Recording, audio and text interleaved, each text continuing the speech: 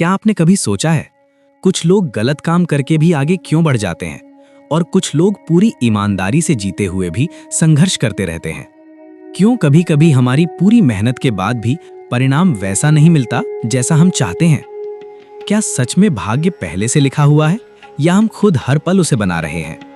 इन सवालों ने सदियों से इंसान को उलझाया है और इन्हीं सवालों का एक गहरा, शांत और सटीक उत्तर साईं बाबा की शिक्षाओं में मिलता है।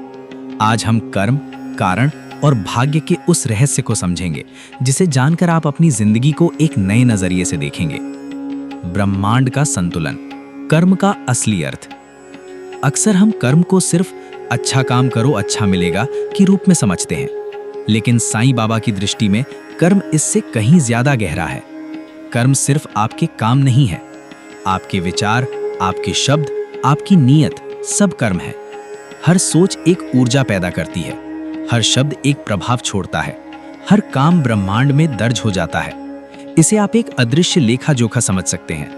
कुछ भी खोता नहीं है। साईं बाबा कहते थे, जो बोओगे वही काटोगे, समय चाहे आज हो या कल। यही कर्म का शाश्वत नियम है।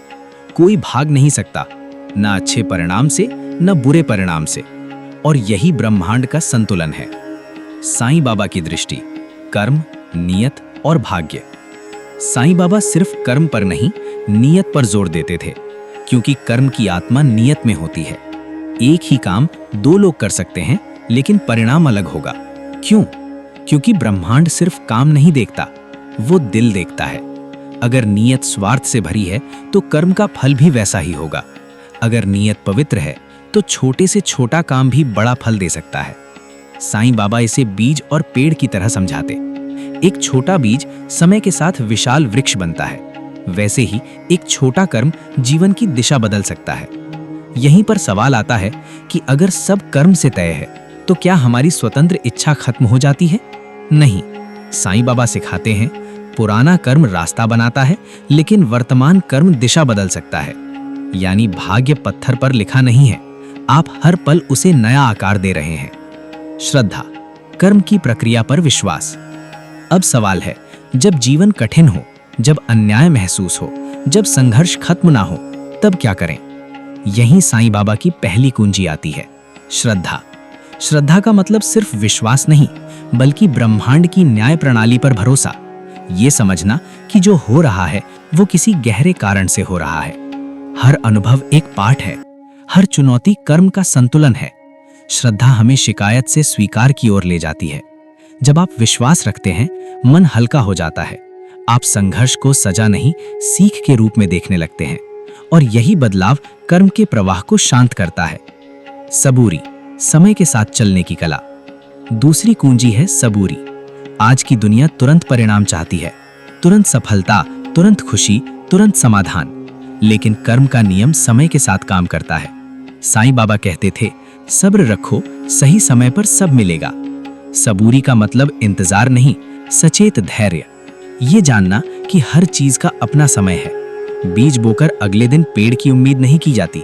उसी तरह कर्म का फल भी समय लेता है। सबूरी हमें अधीरता से बचाती है, और जब हम अधीर नहीं होते तो गलत फैसले नहीं लेते। यही धैर्य जीवन की दिशा बदल देता है। कर्म की धारा में जीना, व्यवहारिक जीवन।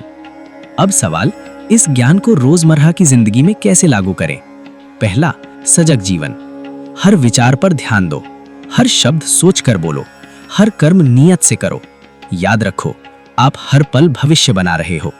दूसरा, कर्म चक्र तोड़ना। अगर जीवन में बार बार एक जैसी समस्या आ रही है तो रुक कर देखो, कहीं वही सोच, वही प्रतिक्रिया दोहराई तो नहीं जा रही। जागरूकता ही चक्र तोड़ती है। तीसरा, स्वीकार और परिवर्तन। जो है उसे स्वीकार करो, लेकिन वहीं मत रुक जाओ। आज का सजग कर्म कल का नया भाग्य बनेगा। एक गहरा सत्य, जिंदगी हमारे साथ नहीं हो रही, हम उसे बना रहे हैं। हर सोच से, हर निर्णय से, हर प्रतिक्रिया से। साईं बाबा का संदेश स्पष्ट है, कर्म डराने के लिए नहीं, जगाने के लिए है। ये समझना कि हम पीड़ित नहीं, सृजनकर्ता हैं। और जब ये समझ आती है तो शिकायत खत्म होती है, जिम्मेदारी शुरू होती है, और जिम्मेदारी में ही असली शक्ति छिपी है। अंतिम संदेश, जब श्रद्धा आपका आधार बनती है और सबूरी आपका मार्ग, तब कर्म का जाल डरावना नहीं लगता, वो एक नृत्य बन जाता है जहां हर कदम सीख है, हर अनुभव विकास है और हर पल नई शुरुआत। याद रखो, भाग्य लिखा नहीं मिलता, जिया जाता है। आज का आपका विचार कल की आपकी वास्तविकता बनेगा। तो सजग रहो, श्रद्धा रखो, सबूरी अपनाओ और विश्वास करो, ब्रह्मांड न्यायपूर्ण है, आपकी यात्रा अर्थपूर्ण है और आपका भविष्य आपके हाथों में है। ओम साईं राम।